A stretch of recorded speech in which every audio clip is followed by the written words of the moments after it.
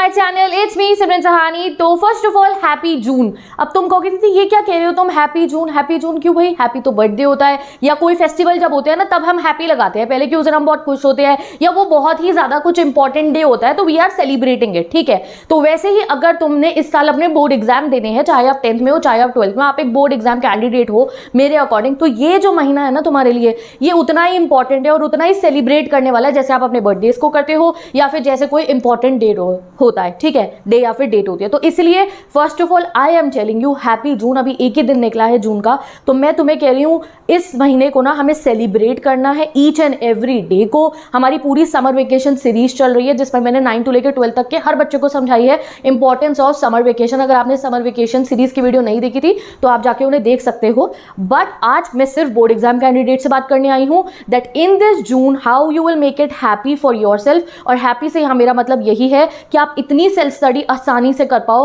कि आपका सिलेबस अच्छे से कंप्लीट हो जाए एंड आप लेकर आओ अपने बोर्ड एग्जाम में बढ़िया सी परसेंटेज। तो आज सबसे पहले आपको मुझे कमेंट करके बताना है how much percentage you want in your board exam, ठीक है।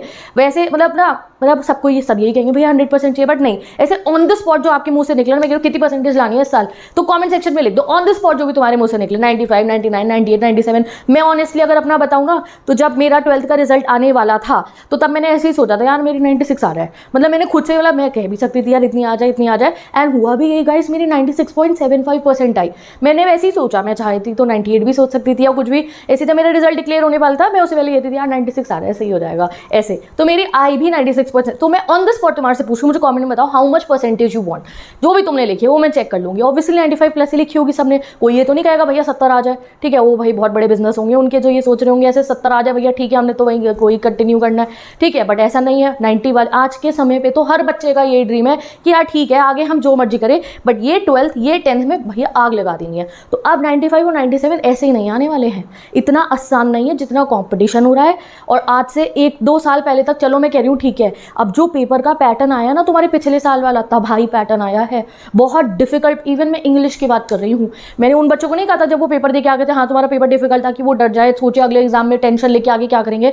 But I am telling you even English तक का 10th का 12th का दोनों का पेपर पिछले 5 सालों के मुकाबले बहुत डिफिकल्ट आया, तो बाकी सब्जेक्ट्स का भी लेवल हाई हो चुका है। तो इसलिए बॉस तुम्हें मेहनत तो करनी पड़ेगी और वो मेहनत करने के लिए ये जून के महीने समर्पित कर दो अपनी पढ़ाई को। बस वो कैसे करना है स्टेप बाय स्टेप 10 और 12 स्टूडेंट्स के लिए मैं अभी बताने वाली हूँ इस वीडियो में। तो तुम अपनी परसेंटेज कमेंट कर चुके हो, साथ में अपना नाम भी मुझे बता दो बहुत अच्छे से, मुझे एक एक बच्चे का ऐसे मुझे नाम याद हो जाए, हाँ भाई इतने सारे ये बच्चे हैं, तो नाम भी अपना जल्दी से बता दो, मैं हूँ तुम्हारी सिमरन दीदी, ठीक है। तो हाउ टू स्टडी, कैसे पढ़ना है आपको, पर्टिकुलर इस महीने की बात करें ना, मैं आगे की बात करी क्या होगा ना मैं पीछे की बात करी, पिछले तुमने कितना समय वेस्ट कर दिया है।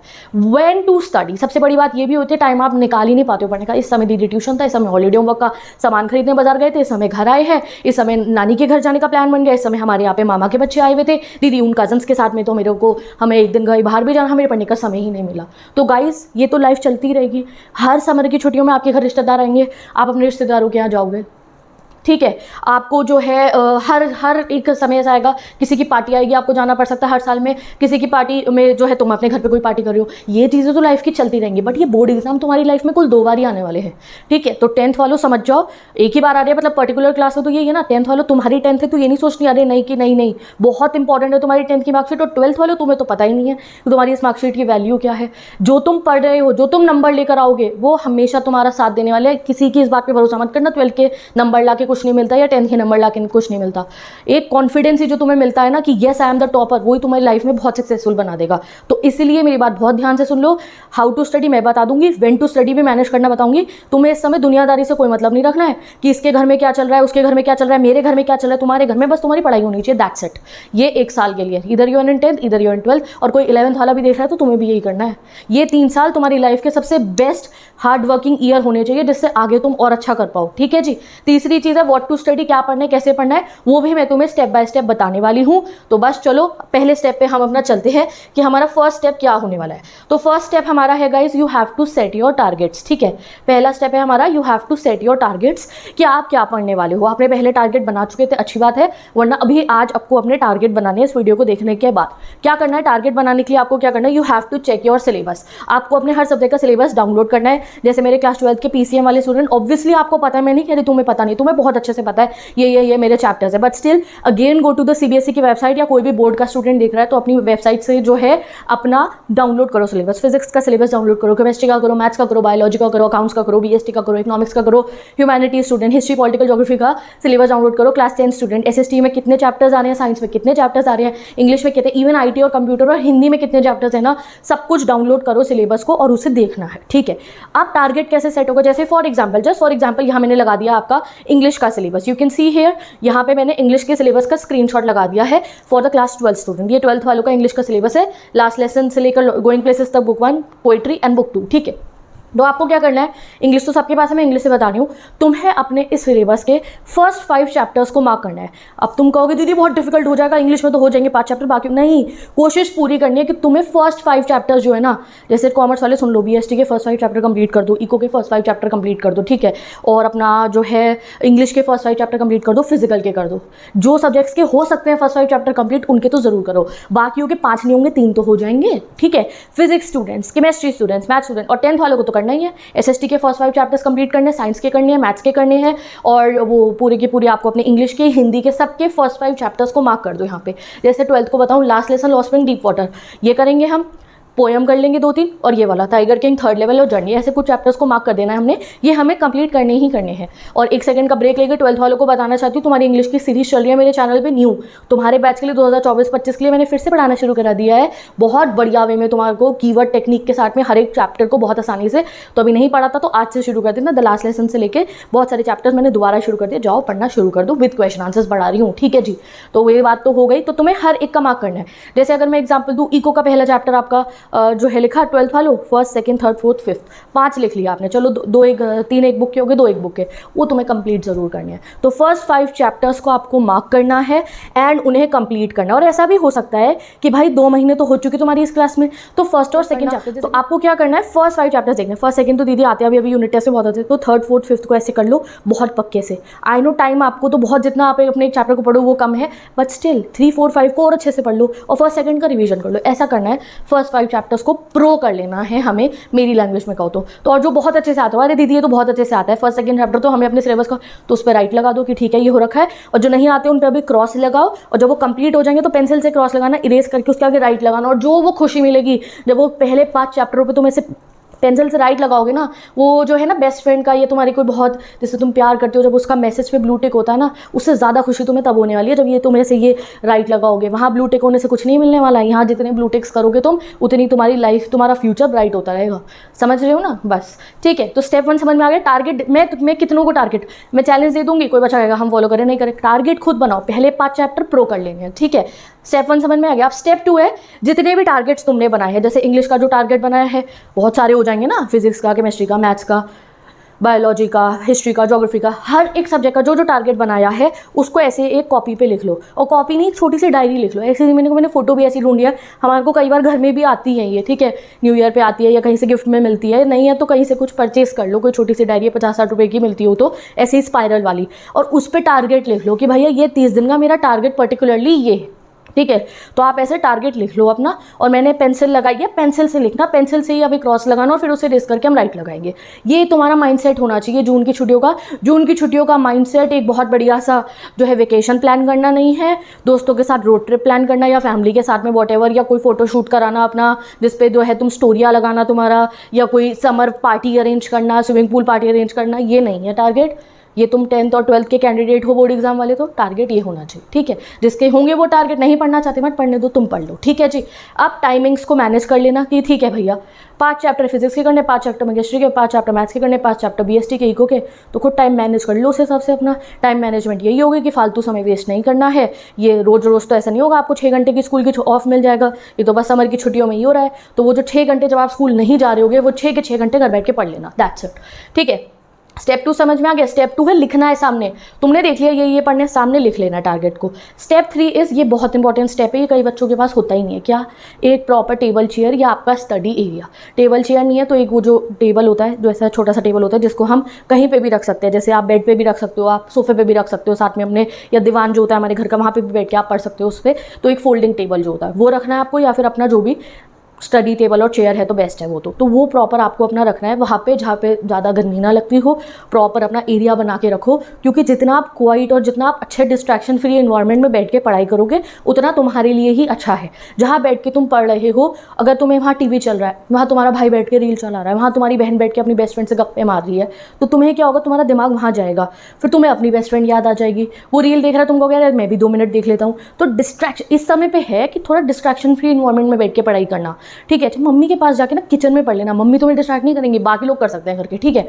तो तुम्हें क्या करना है, वहाँ पे तो किचन में तो गर्मी ही होती है, तो इस समय तो पॉसिबल नहीं है, सर्दियों में कर सकते हैं हम इस काम को। तो जहाँ पे थोड़ी ठंडी हवा चलती हो, ठीक है, अच्छा खासा आपके पास रूम है तो ठीक है, अपना पूरा चेयर और टेबल रखो। वहाँ पे उस टेबल के ऊपर या अलमारी जहाँ उसके आसपास में हो, अपनी सारी बुक्स रख लो, एनसीईआरटी जितने भी है तरीके से लगा के, अपने सारे नोट्स, होमवर्क, जो हॉलीडे होमवर्क के जो इतने भी आपके फाइल वगैरह है वो रख लो, और अपने सारे रजिस्टर सामने लगा के रखो। दिन के 6 घंटे तुम्हें उस स्टडी टेबल और उस चेयर पे बिताने हैं, कम से कम कह रही हूँ 6 घंटे, ज़्यादा करो और बढ़िया है, ठीक है। बट इतनी गर्मी है, इतना हो नहीं पाता है, तो अभी मैं 6 घंटे कह रही हूँ, 2-2.5 घंटे ट्यूशन में भी चले जाएंगे। दिन के 6 घंटे उस चेयर पर बैठो, फ़ोन वोन को साइड में रख देना, पढ़ाई करने के लिए उठाना बस उठाओगे तो, कॉपी रखना अपने सामने, रजिस्टर रखना, एनसीईआरटी खोलना, अपने फेवरेट जो है टीचर का लेक्चर अटेंड करना और पढ़ो बैठ के, दैट्स इट। कोई बहुत रॉकेट साइंस नहीं लगानी है तुम्हें पढ़ने में कि मैं तुम्हें आके हर 10 दिन बाद एक साइंटिफिक टेक्निक दूँ कि भैया ये फॉलो करोगे तो ही पढ़ाई होगी, नहीं।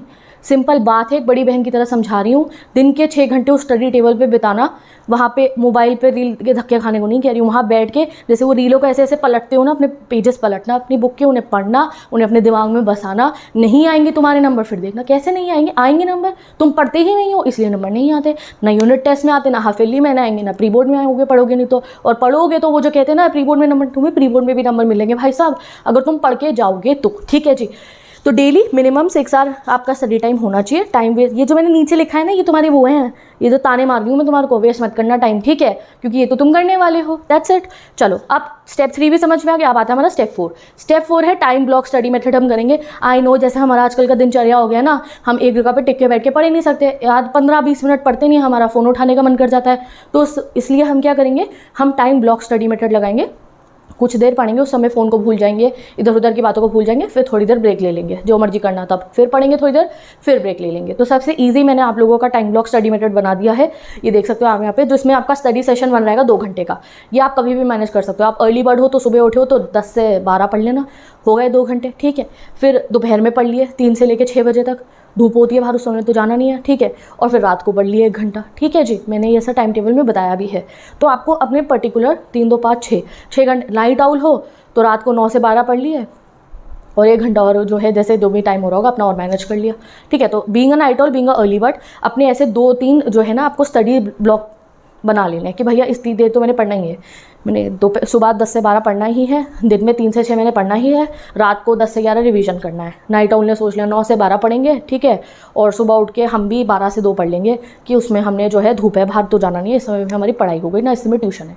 तो 3 स्टडी आपके आवर्स अपने स्लॉट्स निकाल लो, लिख लो अपने हिसाब से, बन गया टाइम टेबल आपका। और इस समय में वहाँ अपनी उस स्टडी टेबल चेयर पर जाके बैठ जाना और तबाही वाली पढ़ाई करना, दैट्स इट। वो क्या करना है आपको, जो वो है ना आपके जो टारगेट्स लिखे हैं 5 चैप्टरों के, हर एक सब्जेक्ट के, वो 5 चैप्टर कंप्लीट करने, पढ़ना क्या, बस वो उन 5 चैप्टर को कंप्लीट करने में जुट जाना है। अगर हो गए तुम्हारे जून में वो 5 चैप्टर कंप्लीट, तुम्हारे आएंगे इस साल जो तुमने कमेंट सेक्शन में टारगेट परसेंटेज लिखे ना वो आ जाएंगे, अगर 5 भी कंप्लीट कर लियो। तो अभी मैं फुल सिलेबस की तो बात नहीं कर रही हूँ, वो तो बस मैंने वैसे ही थंबनेल में लिख दिया, ठीक है जी। चलो अब आते हैं हम अपने स्टेप 5 पे। अब पढ़ते समय क्या चीज़ को ध्यान में रखना है, पढ़ते रहो, कुछ भी नहीं फ़ायदा होने का जब तक लिखोगे नहीं। एक होती है देखो हमारी शॉर्ट टर्म मेमोरी, एक होती है long term. Short term memory क्या, मैं मेरा 1 शॉट, जैसे अभी देखो मैंने पढ़ाया अभी थोड़े दिनों पहले, चलो मैंने इंग्लिश तो पढ़ा, इंग्लिश के नहीं लेते, हिस्ट्री का एग्जाम्पल लेते हूँ, बहुत लेंदी चैप्टर का। मैंने हिस्ट्री का चैप्टर 2 पढ़ाया, किंग्स फार्मर टाउन, ह्यूमैनिटीज़ वाले बच्चों को, ठीक है। और वो भी पढ़ा रखा है मैंने 10th के भी जो आपके फर्स्ट चैप्टर्स हैं SST के, हिस्ट्री के फर्स्ट सेकंड चैप्टर मैंने पढ़ा रखा है, राइज ऑन नेशनलिज्म और नेशनलिज्म इन इंडिया। अब आप जब उस वीडियो को देख रहे हो, या इको के स्टूडेंट, मैंने नेशनल इनकम जब तुम्हें पढ़ाया, ठीक है, वीडियोज़ मैंने यहाँ पे दिखा दिया, मैंने सब बना दिए हैं, ये प्लेलिस्ट लगा दूंगी। तो ये मैंने चैप्टर पढ़ा रही हूँ, ठीक है, तुमने ईयरफोन लगा के तुम सुन रहे हो, सुनते रहो। तो वो चीज़ सिर्फ तुम्हारी शॉर्ट, या आप किसी भी ऑनलाइन लेक्चर में अटेंड करो, मेरी वीडियो नहीं, किसी की भी वीडियो से आप पढ़ रहे हो, या क्लास में भी जब आप पढ़ रहे हो, या ट्यूशन में भी जब आप पढ़ रहे हो, या खुद भी जब आप NCERT रीड कर रहे हो, तो सिर्फ अगर आप रीड करते रहोगे या सुनते रहोगे तो वो सिर्फ आपकी शॉर्ट टर्म मेमोरी तक ही रहती है। वो चीज़ थोड़ी शॉर्ट टर्म मेमोरी में रहेगी, मतलब थोड़े दिनों तक रहेगी, और थोड़े दिनों बाद वो फेड हो जाएगी, और फिर तुम कहोगे याद किया भूल जाते हैं, फिर यूट्यूब पे आके सर्च करोगे पढ़ा हुआ भूल गए, उसका तरीका, तो तरीका अभी बता रही हूँ। इफ़ यू वांट कि तुमने एक चैप्टर 2 घंटे का देखा है तो तुम ऐसा ना हो कि वो 2 घंटे में बताई हुई बातें सब तुम अगले 5 दिनों के अंदर भूल जाओ, तुम नहीं चाहते ऐसा हो, तो तुम्हें उसको अपने उसी समय शॉर्ट टर्म से लॉन्ग टर्म में पहुंचाना होगा।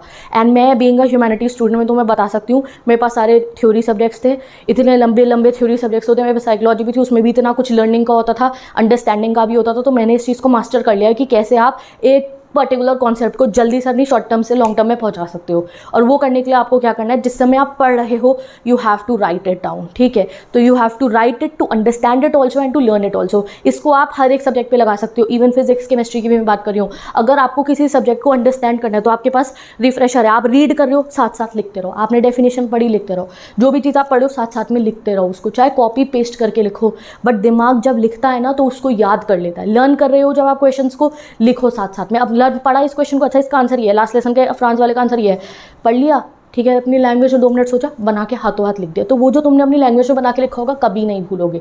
तो you have to start writing down. Example दिखाती हूँ मैं तुम्हारे को, अपने खुद के नोट्स है, ये मैं तुम्हें किसी वीडियो में अलग से फिर से दिखाऊंगी, ठीक है। ये देखो, जैसे फॉर एग्जाम्पल मैं दिखाती हूँ तुम्हारे को इंग्लिश का ही एक चैप्टर के नोट्स। अब इंग्लिश में भी मैं रिटन प्रैक्टिस करती थी, मेरे 96 आए थे इंग्लिश में 12th में। तो यहाँ देखो, ये 1 2 3 ये क्वेश्चन लिखा हुआ है, 4 5 6 7 8 कितने क्वेश्चन है, ये एक ही चैप्टर के मैंने 15 क्वेश्चन प्रैक्टिस कर रखे हैं। और ये चैप्टर 1 लास्ट लेसन दिख रहा है तुम्हारे को, नहीं तो मैं साइड में PIP लगा दूंगी। ये देखो, ये लास्ट लेसन है, लास्ट लेसन के मैंने जितने भी क्वेश्चन हो सकते, कितने क्वेश्चन है गाइस, 20 क्वेश्चन है शॉर्ट वाले और एक लॉन्ग क्वेश्चन को मैं ब्लू कलर के स्केच पेन से, ये देख सकते हो आप यहाँ पे, या फिर यहाँ पे ये ब्राउन कलर के मैं स्केच पेन रखती हूँ, उससे क्वेश्चन ढूंढती हूँ। अब तो तुम्हें नेट पे ऑब्वियसली मिल सकते हैं, क्रोम पे सर्च कर लिया, मेरी वीडियो में देख लिया, इंपॉर्टेंट क्वेश्चन क्या है किसी भी सब्जेक्ट के साथ, फिजिक्स है, केमिस्ट्री है, इकोनॉमिक्स है, BST है, हर एक में क्वेश्चन ढूंढने इंपॉर्टेंट वाले, उनको क्वेश्चन को ऐसे लिखो और ऐसे ना जगह छोड़ दो, जैसे बचपन में हमारी वर्क बुक्स होती थी, और फिर उसका आंसर ब्लू पेन से खुद लिखो। ये देखो, तुम्हें नोट्स वे नहीं बनाने की पूरी NCERT को कॉपी डाउन करके लिख रहे हो, नहीं, NCERT के हर एक टॉपिक के क्वेश्चन सॉल्व करने हैं, जो भी आपका टॉपिक होगा NCERT का, ठीक है। जैसे 10th स्टूडेंट का साइंस का चैप्टर लो, या आप 12th वाले भी अपना देखो, जो भी चैप्टर होता है ना आपका, उसका एक बेसिक आपका मेन पॉइंट लिखा होगा और उसके नीचे आपका कंटेंट लिखा होगा, उसमें से क्वेश्चन आएगा। तो हर टॉपिक का क्वेश्चन आपको सॉल्व करना है। मैं ह्यूमैनिटी स्टूडेंट्स को दिखाती हूँ, हमारा देखो ये चैप्टर है challenges of nation building, humanity students. तो भैया आपका जितने भी टॉपिक है ना, जैसे पहले टॉपिक में ट्विन गोल्स बता रखे हैं, उसका क्वेश्चन बना दिया, दूसरे टॉपिक में जो भी बताया गया है उसका क्वेश्चन बना दिया। तो एक एक क्वेश्चन जो एक चैप्टर में से बन सकता है वो मैं यहाँ नोट्स में बना लिया करती थी। ये प्रॉपर मेरा हैंड रिटन ये मेरे नोट्स होते थे और इन्हीं से मैं रिवीजन करती थी, फिर मुझे कोई गाइड खरीदने की भी जरूरत नहीं पड़ती थी, ठीक है। बट अब जो है तुम्हें क्या करना है, तुम्हें इसके लिए तुम कोई गाइड भी रेफर कर सकते हो कि इंपॉर्टेंट क्वेश्चन कहाँ से ढूंढे। मैंने तो जो मेरी मैम ने बताए थे उन्हीं को प्रैक्टिस करा था, वरना तो मेरी वीडियोस देखो, जो मैं इंपॉर्टेंट क्वेश्चन बताती हूँ उन्हीं को प्रैक्टिस करना, ठीक है जी। बाकी सब्जेक्ट्स के लिए आप गाइड में से देखो कौन कौन से इंपॉर्टेंट क्वेश्चन है, उन्हें अपनी लैंग्वेज में लिखो। तो अपनी नोट्स बुकलेट रेडी करनी है, इस पर एक डिटेल वीडियो भी बनाऊंगी मैं कैसे, बट गाइस रिटन प्रैक्टिस करनी है। कोर ये है, आप कोई वीडियो चल रही है, जब सुन रहे हो उस वीडियो को साथ साथ में लिखते रहो। और कीवर्ड्स, ये देखो ये मेरे लास्ट लेसन के नोट्स है, मैंने यूट्यूब पे भी अपलोड कर रखी है कम्युनिटी पे, क्लास 12 स्टूडेंट्स देखिए ये क्या है, ये प्रॉपर कीवर्ड। अगर तुमने ये पढ़ लिया है, ये 8 वक्त से अगर तुमने पढ़ लिया, पूरा लास्ट लेसन चैप्टर पढ़ लिया, समझ में आ जाएगा, आंसर लिख पाओगे। खुद मैंने बनाई है, ये खुद से एक एक लाइन लिखी थी यहाँ पे कि ये क्या हो रहा है, पहले फ्रांस लेट हो गया स्कूल के लिए, टाउन हॉल पहुंचा, ये हुआ वो हुआ। तो ऐसे ही जब आप कोई वीडियो सुन रहे हो तो ऐसे ही अपने हाथ से पॉइंटर्स लिखते रहना, ठीक है जी। तो you have to write it down और अपनी ऐसी नोट्स बुकलेट बना लो। And last but not the least, break क्यों लिखा है मैंने ये इसलिए लिखा है कि आप कोई भी चैलेंज फॉलो कर रही होगी, कोई भी प्लान बनाओगे, तुमने सोच लिया समर वेकेशन में पढ़ना है तो ब्रेक लगेगा, तुम मेरी ये वीडियो सुन के 2 दिन पढ़ लोगे, तीसरे दिन तुम पूरा दिन वेस्ट कर दोगे, शायद चौथा दिन भी वेस्ट कर दो, फिर तुम्हें लगेगा अरे यार प्लान बनाने का तो कोई फायदा ही नहीं होता, और तुम करोगे नहीं। Guys don't give up on your plans and target. ऐसा हो सकता है कि 2 दिन पढ़े और 3 दिन नहीं पढ़ पाए, कोई बात नहीं, तीसरे दिन खुद को याद दिला देना, नहीं भाई we have to restart again, और नेक्स्ट डे से अगले दिन दोबारा रीस्टार्ट कर देना। कोई भी प्लान फेल नहीं होगा जब तक आप उसको गिव अप नहीं करोगे। तो 1 हफ्ता पढ़ो, हफ्ते में अगर 3 दिन नहीं भी पढ़ाई हुई कोई बात नहीं, बट बाकी दिन तो पढ़े होगे ना, तो कभी भी गिव अप मत करना। जो प्लान जैसे टाइम टेबल फॉलो करना शुरू करा, 1 दिन तो पढ़ लियो उस दिन पे टाइमिंग्स पे, अगले दिन नहीं पढ़ पाए तो कोई नहीं, तीसरे दिन से उसे फॉलो करना। जब तक आप गिव अप नहीं करोगे तब तक आप ऑब्वियसली विनर बन ही जाओगे, ओके जी। तो स्टेप बाय स्टेप मैंने आपको बता दिया। पहला स्टेप है टारगेट ढूंढना है, 5-5 चैप्टर उन्हें एक जगह पे लिखना है। तीसरा स्टेप है टेबल चेयर सेट करो। 4th step is timings manage करनी है हमारे को। एंड 5th स्टेप है जब भी पढ़े हो तो लिख के पढ़ना है, हर चीज़ों को लिखते रहना है जिससे वो लॉन्ग टर्म में पहुंच जाए। अभी आप लोग इस वीडियो को देखने के बाद में जो ये मेरा टाइम टेबल वीडियो है समर ब्रेक के लिए, जो मैंने 11-12 स्टूडेंट्स के लिए बनाया उन्हें ज़रूर देख लेना। इसमें मैंने सारे सब्जेक्ट्स भी डिस्क्लोज कर दिया कैसे आप ये 30 दिन में पढ़ने वाले हो। और 10th वालों, if you want me to make a time table video for you guys जिसमें मैं हर एक सब्जेक्ट का टाइमिंग बताऊंगी तो कमेंट में बता देना। तो तब तक के लिए मैं चलती हूँ, bye bye, take care and best of luck. और अपनी टारगेट परसेंटेज अभी तक नहीं लिखी थी, जो चाहते हो तो ज़रूर लिख देना। मैं मिलूंगी आपसे नेक्स्ट वीडियो में, बाय बाय।